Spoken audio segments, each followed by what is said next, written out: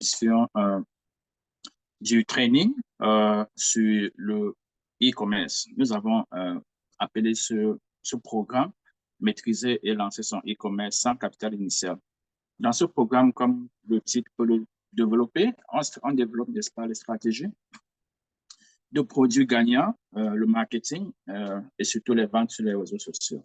Alors aujourd'hui, nous passons comme ça à un module très important de notre programme qui est notamment, comme vous pourrez le découvrir, le marketing des réseaux sociaux pour le e-commerce. En principe, si depuis ce début, tu participes à ce programme et que tu rates ce niveau de notre programme, de notre training, je pense qu'il y a beaucoup que tu sois en train de perdre. Ou encore, tu vas passer 1 an ou 2 ans et te rappeler de ce qu'il fallait faire aujourd'hui à la date du 14 août 2023. Alors, qu'est-ce qu'on va partager dans ce programme? Déjà, ce programme, ou alors j'ai envie de dire, ce module dans notre formation, n'est-ce pas, est divisé en plusieurs parties. Les 2 premières séances, on a comme ça développé la compréhension des réseaux sociaux pour le e-commerce. On a parlé, n'est-ce pas, de la création d'une forte présence de marque sur les plateformes des médias sociaux. Aujourd'hui, nous allons, n'est-ce pas, entrer en profondeur dans un chapitre qui va discuter du développement d'une stratégie marketing sur les réseaux sociaux. Alors, si tu comprends pourquoi est-ce que la relation qui est entre les réseaux sociaux et le e-commerce, si tu comprends comment est-ce qu'il faut faire pour avoir une image forte dans les réseaux sociaux, mais maintenant, il faut pouvoir développer, n'est-ce pas, la stratégie marketing qu'il faut en fonction, n'est-ce pas, de ton type de business. Sans plus tarder, nous allons passer au développement de cette partie. Alors, ce chapitre est le chapitre qui parle du développement d'une stratégie marketing sur les réseaux sociaux. Dans ce chapitre, nous allons explorer les étapes et je peux vous dire qu'il y en a 5. Il y en a 5 principales étapes sans lesquelles il sera vraiment difficile pour exceller sur le commerce en ligne.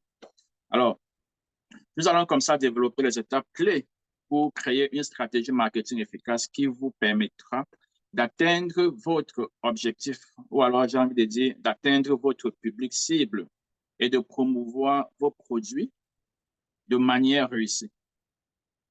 L'accent sera mis ici sur la création d'une stratégie marketing efficace pour les réseaux sociaux. C'est ça le but de notre chapitre. Alors, cela va impliquer quoi? Ça va impliquer l'indication ou la détermination, n'est-ce pas, des objectifs spécifiques. Nous allons parler de la définition du public cible. Nous allons voir comment est-ce qu'il faut sélectionner les plateformes sociales appropriées. Nous allons, n'est-ce pas, parler de la planification du calendrier de publication. Et la dernière étape sera de mesurer le succès. OK, pour pouvoir évaluer la performance de la stratégie. Alors, si tu es attentif, tu comprendras qu'il y a 5 étapes principales. Et nous allons donc parcourir ces 5 étapes et c'est ça qui va constituer, n'est-ce pas, l'ossature de notre training today. Sans plus tarder, plongeons dans la première étape. Tout le monde peut définir ou deviner quelle est la première étape. Bien entendu, c'est la définition des objectifs. Première étape, définir les objectifs spécifiques. Lorsqu'il s'agit de développer une stratégie marketing sur les réseaux sociaux, la première étape, qui est d'ailleurs la cruciale, consiste à définir des objectifs spécifiques. Vous devez savoir exactement ce que vous voulez accomplir. Tu ne fais pas une stratégie dans le vacuum, dans le vide. OK? Il est question comme ça, par exemple, de savoir si vous souhaitez augmenter votre vente en ligne par 20%, par exemple, au cours des 3 prochains mois ou alors des 3 prochaines années ou alors des 4 prochaines semaines. C'est un objectif spécifique. Vous devez avoir des objectifs alors spécifiques. Alors, est-ce qu'il s'agit, par exemple, d'une augmentation de vente?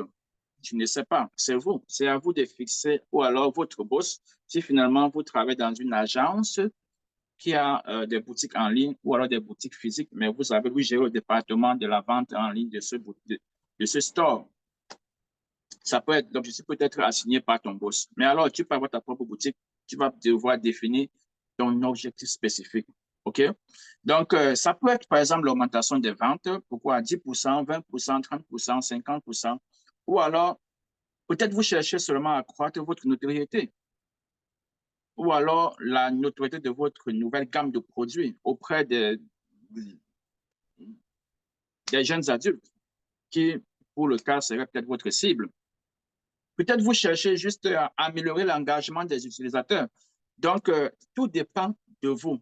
En définissant ces objectifs clairs et mesurables, vous donnez à votre stratégie une direction précise à suivre. C'est important dans le marketing de savoir exactement ce que vous voulez accomplir. Autrement dit, vous ne saurez évaluer ce que vous avez fait. Et vous allez continuer à travailler sans cesse, sans savoir si ce que vous faites est en train d'être positif ou non.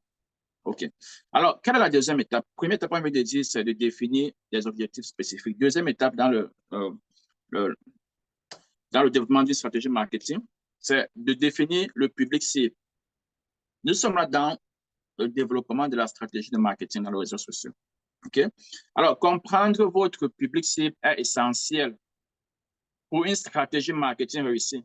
Une stratégie marketing efficace repose sur la connaissance approfondie de son public cible.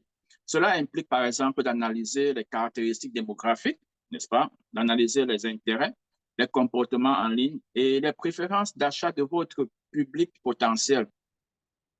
Alors, pour plus, ou alors, plus vous comprenez votre public cible, plus vous pouvez personnaliser votre contenu pour répondre aux besoins et aspirations spécifiques, car votre contenu devient alors plus pertinent à votre public cible. C'est assez important de le faire. Le public cible définit tout. Si vous ne connaissez pas votre public cible, vous pourrez peut-être créer des contenus qui ne sont pas ce qu'ils estiment, ils attendent de consommer, ou alors des contenus qu'ils souhaitent regarder. C'est le contenu que vous créez qui crée l'engagement avec votre, n'est-ce pas, public, qui, n'est-ce pas, peut vous connaître mieux et penser que vous pouvez être la solution pour leur projet. Donc, again, la compréhension du public cible, c'est un élément, voilà, c'est un aspect, c'est une étape cruciale dans le développement du marketing. Et pendant ce cours, si vous avez des problèmes pour le faire, nous serons disponibles pour vous assister à définir cela ou à analyser votre public cible. Troisième étape, c'est la sélection, ou alors c'est sélectionner les plateformes appropriées. OK? Toutes les plateformes de médias sociaux ne sont pas créées égales. Et chaque plateforme attire un public bien différent. Il est donc essentiel de choisir les plateformes qui correspondent le mieux à votre public cible et à vos objectifs marketing. OK? Par exemple, si vous ciblez principalement un public jeune et visuel, Instagram pourrait être votre meilleur choix. Et aujourd'hui, TikTok prend plus ou moins de l'ascendant, on peut dire comme ça. Donc, alors, si votre entreprise vise le secteur B2B, ça veut dire que si vous avez un produit et que votre cible principale, c'est une autre entreprise en général, LinkedIn serait plus approprié pour atteindre des professionnels. Parce que là, vous ne vendez pas au consommateur final. Vous cherchez à vendre, n'est-ce pas, j'ai envie de dire, à d'autres entreprises. C'est pour ça qu'on parle de modèle de B2B ici. Et LinkedIn, c'est la plateforme par préférence. Vous allez rarement voir des gens qui viennent s'exhiber dans LinkedIn. Ce sera des professionnels des entreprises, des CEO, des CTO. Tous sont des personnes qui ont un certain niveau de responsabilité dans leur entreprise. Il faut muter ce qui se... OK. Alors, à côté donc de la sélection, on vient de traverser là 2 étapes. Mais cette fois, si vous vous rappelez que nous sommes en train de progresser, n'est-ce pas, dans les principales étapes qui entourent le développement d'une stratégie marketing. On a parlé déjà de la définition des objectifs spécifiques. On a parlé, n'est-ce pas, de la sélection, d'abord du public cible, qui est impératif. Maintenant, nous parlons de la sélection des plateformes. Après la sélection des plateformes, on va parler de la planification d'un calendrier de publication pour votre public, ou du moins pour votre audience. Alors, la cohérence est la clé du succès sur les réseaux sociaux. OK?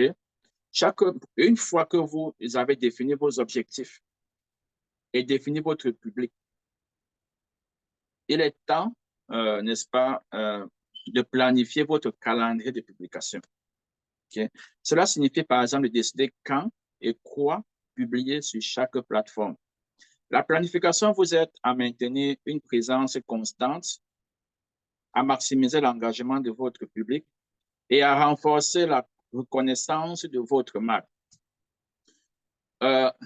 Cette partie spécifique ou alors cette étape dans le développement de votre stratégie marketing, en fait un autre programme bien séparé dans notre centre de formation. C'est-à-dire que planifier un calendrier de publication est crucial. Une fois que vous avez décidé, n'est-ce pas, de pouvoir vous prendre les réseaux sociaux comme étant un moyen pour vous, n'est-ce pas, de promouvoir votre marque ou de vendre votre produit. La création des calendriers sera cruciale et nous avons comme ça tout un modèle, tout un mini-cours, tout un programme sur cette partie. Pour ceux qui sont intéressés, vous allez exposer le besoin et nous allons vous inscrire dans ce programme-là où vous pouvez savoir, par exemple, créer pour un an, le contenu à créer pour un an, ça veut dire 365 jours. 365 contenus pourront être créés en un mois. Et on va vous dire comment est-ce que vous pouvez les publier de façon journalière pour animer justement votre audience dans chaque plateforme que vous avez souhaité. C'est assez important. Vous ne pouvez pas comprendre ça aujourd'hui. C'est lorsque vous allez être en ligne, vous allez passer un mois, 2 mois, 3 mois sans rien vendre, sans engagement, que vous allez vous demander comment est-ce que les gens font pour vendre en ligne. Le contenu, c'est la clé. OK? Et dans le programme, on dira ce qu'il faut associer au contenu pour que ça aille de pair, pour que vous puissiez vendre sans pouvoir être en train de trop bavarder.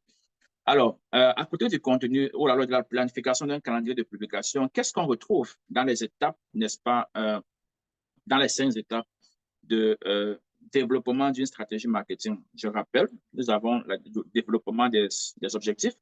On a parlé, n'est-ce pas, de la définition du public cible. On a parlé de la sélection des plateformes.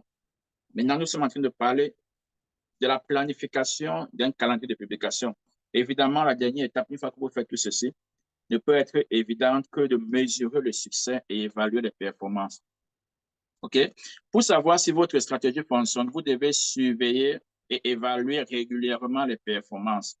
Dans les performances, on parle ici de KPIs, Key Performance Indicators, comme on dit en anglais, qui sont en fait des indicateurs clés de performance de toute stratégie que vous faites. Qu'importe ce que tu es en train de faire, tu dois pouvoir connaître les éléments clés qui te permettent d'apprécier ce que tu es en train de faire. On les appelle généralement KPI.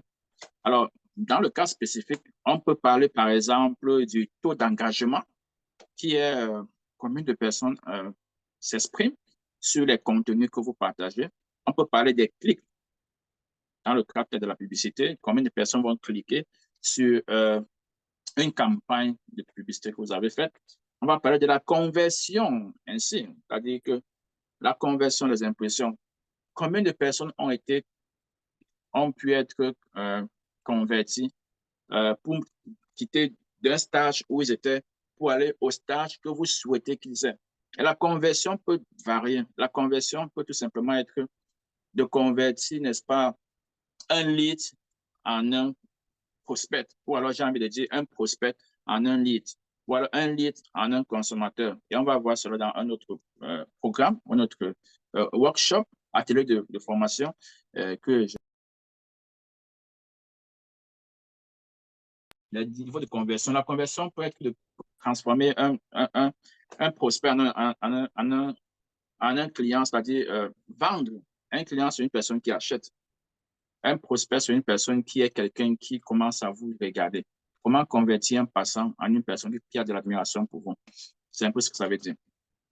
La conversion peut être le nombre, n'est-ce pas, de followers que vous avez envie d'avoir. Bref, les key performance indicators vont varier en fonction de l'objectif que vous avez. Alors, en mesurant et en évaluant ces indicateurs, vous pouvez ajuster votre stratégie, OK, en fonction des résultats réels, vous assurant ainsi que vous êtes sur la bonne voie pour atteindre vos objectifs.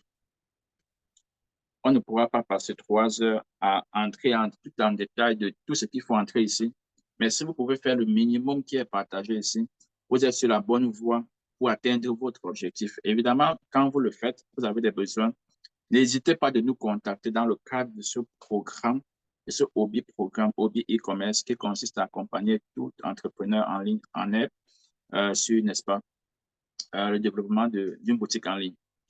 Alors, voilà les 5 étapes qui consistaient d'ossature de notre chapitre basé sur le développement d'une stratégie marketing sur les réseaux sociaux. Alors, félicitations si tu as suivi ce cours jusqu'à la fin. Vous venez maintenant de comprendre, vous venez vous avez maintenant une compréhension solide des bases de la création d'une stratégie marketing sur les réseaux sociaux. Dans notre prochain chapitre, évidemment, nous allons explorer un élément passionnant de la stratégie, OK? Marketing. On a cité plusieurs éléments. Dans chaque étape, il y a des éléments dont il faut prendre en compte.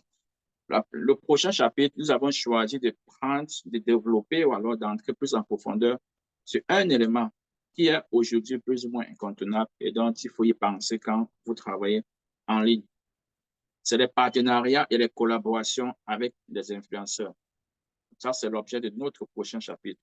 Alors, restez connectés pour en savoir plus sur la manière dont cette stratégie va pouvoir booster votre stratégie en ligne ou votre présence en ligne. Je ne sais pas s'il y a des questions. S'il n'y a pas de questions, on va se quitter et nous retrouver au prochain chapitre. Non, j'ai envie de dire, on va passer au prochain chapitre. On a encore du temps, OK? Et à la fin de ce chapitre, n'est-ce pas, vous pourrez poser des questions qui pourraient être en relation avec, que ce soit le chapitre qu'on va commencer ou encore le prochain chapitre.